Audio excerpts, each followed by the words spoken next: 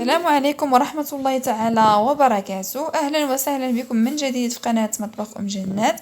اليوم إن شاء الله غادي نحضر معكم سطلات صغار ديال الحوت اللي كيجيو غزالين على شكل مربع، كيجيو مربعين اللي غنحتاج فيهم الحوت وشعرية فيغميسيل. صراحة البسيطلات هادو كيجيو غزالين. بالنسبة للحشوة أو هاد البسيطلات غادي نحتاجو الحوت. بالنسبه للحوت الكميه كتبقى على حسب الرغبه. عندنا هنا شويه ديال الحوت ديال الفرخ اللي حيدنا ليه العظم ديالو قطعناه مربعات صغيره. عندنا شويه ديال الكروفيت وعندنا شويه ديال الكالامار اللي قطعناه مربعات صغيره. بالنسبه للحوت غديروا الحوت اللي متواجد عندكم في الدار والكميه اللي بغيتو. بالنسبه للزيت غادي نحتاجو نصف كاس زيت، خليط ما بين زيت الزيتون زيت نباتيه. ممكن تكتفيو بالزيت النباتي او لا زيت الزيتون. انا غادي نخلطهم بجوج لانهم كيعطيونا مذاق غزال للبسيطلات ديالنا.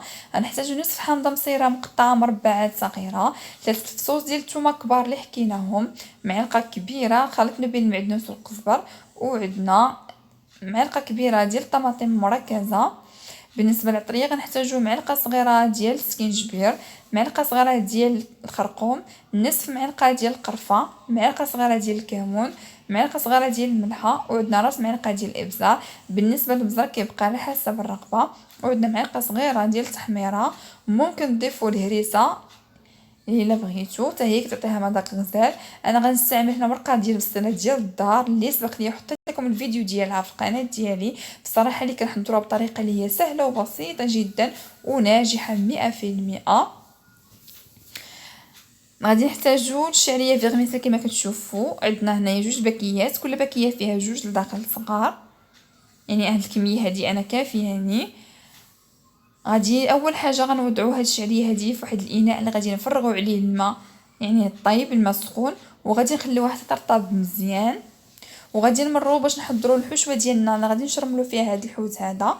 غادي ناخذوا كاسرونه غادي نردوها على البوطه، غادي نضيفوا فيها هاد المكونات هادو، يعني الربيع، الطماطم المركزه، حامضه نصف حامضه مصيره، وثلاثه الفصوص كبار ديال الثومه اللي حكيناهم. غادي نضيفوا كذلك العطريه، وغادي نضيفوا الزيت، وغادي نخلطوا المكونات مزيان، وغادي نردوهم على النار اللي هي متوسطه حتى كيتشحروا لينا. هاد الشرموله هادي اللي كتعطينا لذه غزاله للحوت ديالنا، وكذلك البسيطلات كيجيو رائعين في المذاق ديالهم. كما كتشوفوا الشرموله ديالنا هي وجدات. غنضيفوا عليها نصف كاس ديال الماء اللي باش نطيبوا فيه الحوت ديالنا. غادي نزيدوا نصف كاس ديال الماء بقياس كاس العنبه، ما نديروش الماء بزاف. وغادي نوضعوا الحوت ديالنا على هاد الشرموله هادي، وغادي نخليوه حتى كيطيب، يعني نبقاو نحركوا مره حتى يطيب لينا.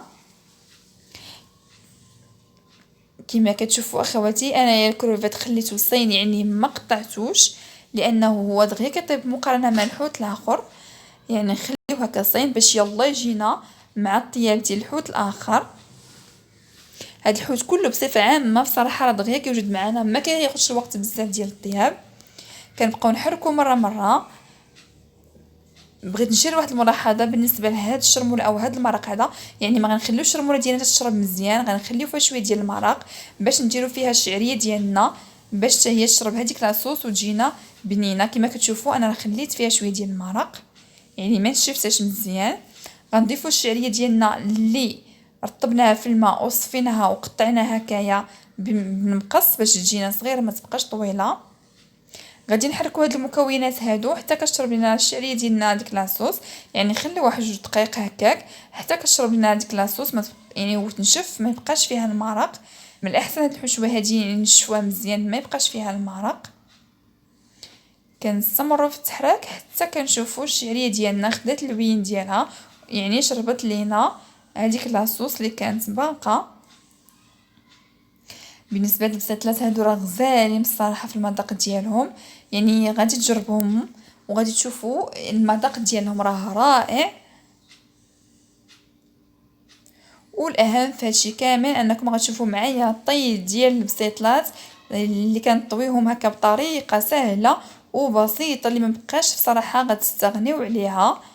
الطريقه اللي هي سهله وكذلك حتى اللي كتجي في المنظر ديالها كتجي زوينه.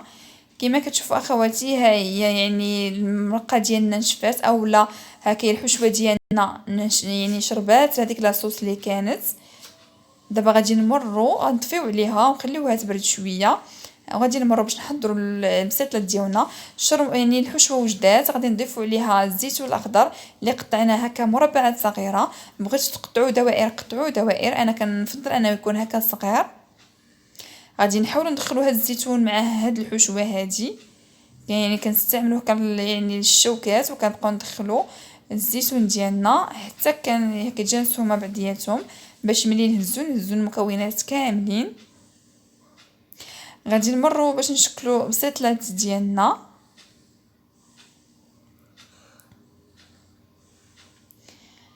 بالنسبه لهاد البسيطلات هادو غادي نديروهم في صحن اللي هو صغير هكا ومربع باش يعطينا شكل اللي هو غزال، يعطينا الشكل ديال الصحن كما كتشوفوا.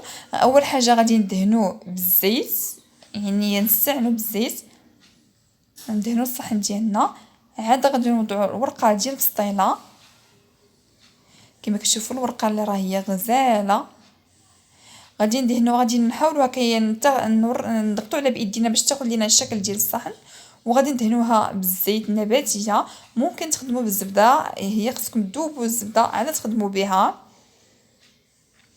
غادي نوضعوا الحشوه ديالنا، يعني ناخذوا كميه لا باس بها، يعني ما نعمروش بزاف، وكنحاولوا نسرحوا على الوجه ديال الصحن ديالنا باش تجي الشكل ديالها مقاد وزوين.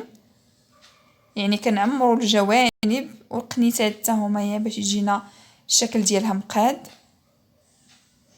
كما كتشوفوا اخواتي.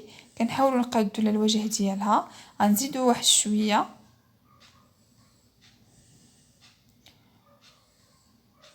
وغادي نجمعوا البسيطيله ديالنا. غادي نثنيو الطرف الاول كما كتشوفوا، يعني غنديروها على شكل مسمنه. غنثنيو الطرف الثاني وغادي ندهنوا بالزيت، غندهنوا الوجه ديالها بالزيت، وغادي نجمعوا الاطراف الاخرى كنديروا واحد لتحت وغنديروا الاخر فوق منه. صافي البسيطيله ديالنا هي وجدات كما كتشوفوا، راه كتجي غزاله والطي ديالها اللي هو سهل. غادي نوضعها في لاطا اللي دهنتها هكا بالزيت، اولا كنفرشوا لها الورق ديال الطبخ لاطا كتدخل لينا الفران. غنستمروا بنفس الطريقه، كندهنوا الصحن ديالنا بالزيت، كنديروا الورقه ديال السطيله كندهنوها هي كذلك بالزيت، وكنوضعوا الحشوه ديالنا. كنحاولوا نقادوا يعني الحشوه على الوجه ديال الصحن ديالنا باش تجي البسيطيله ديالنا مقاده. كنعمروا الجوانب وكنثنيو البسيطيله ديالنا على هذا الشكل هذا، كندهنوا بالزيت وكنثنيو الاطراف ديالها كما كتشوفوا الشكل ديالها راه هو غزال. كنستمروا بنفس الطريقه.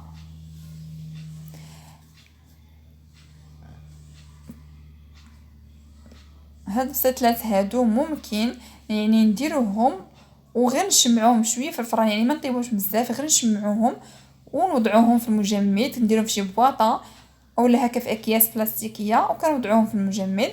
غير مني نجبدوهم ندخلوهم مباشره للفرن، ما نخليهمش حتى يطلقوا من يعني المجمد للفران مباشره، حتى هما كيجيو زوينين.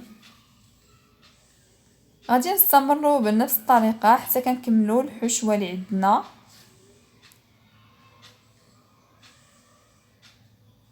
كما كتشوفوا طريقه اللي هي سهله وناجحه بصراحه، غادي تعجبكم غير جربوها.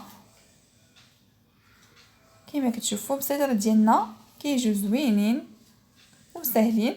غادي نستمروا الطريقه حتى كنكمل الحشوه اللي عندي. البسيطلات ديالنا كملناهم، دابا غادي ندهنوهم شويه ديال الزيت اولا دهنوهم بالبيض مع قطرات ديال الحليب حتى هو كيجي مغزال، وغندخلوهم الفرن حتى كيتحمروا من التحت ومن الفوق، كيجي الشكل ديالهم غزال محمرين. زينتهم شويه الفرماج الاحمر من الفوق. بالنسبه للتزيين كل واحد زينه على حسب الرغبه.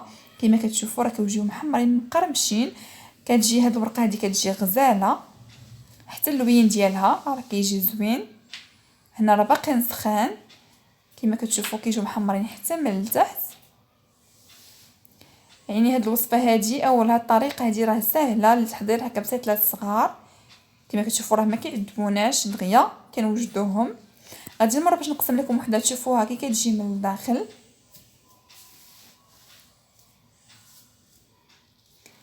كيما كتشوفوا اخواتي راه كتجي غزاله، كيما كتشوفوا الحشوه كتجي زوينه، المذاق ديالها رائع، الوريقه ديالنا كتجي مقرمشه وناجحه 100%. غير جربوها اخواتي راه غادي تنال الاعجاب ديالكم. كنتمنى ان شاء الله هاد الوصفه هادي تنال الاعجاب ديالكم.